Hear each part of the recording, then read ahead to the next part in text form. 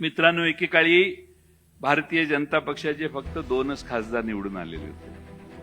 2 खासदार निवडून आलेला पक्ष आज पक्ष देशातला मोठा पक्ष झालेला. त्यामुळे डरो मत. आपण सगळे ताकदीनं कामाला लागलो तर या राज्याची ही लढाई आपण पुन्हा जिंकू शकतो असा मला विश्वास आहे. ही लढाई तुकाराम विरोधी नथुरामाची आहे, हे कधी विसरू नका. आम्ही तुकाराम महाराजांच्या विचाराचे आहोत. तुकाराम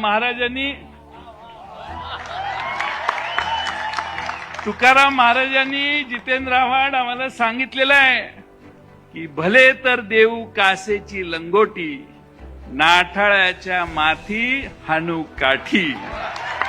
आणि म्हणून यापुढे रस्त्यावर उतरण्याची भूमिका आहे. करू नका चर्चा एवढ्यात पराभवाची, रणात झुंजणारे आहेत अजून काही.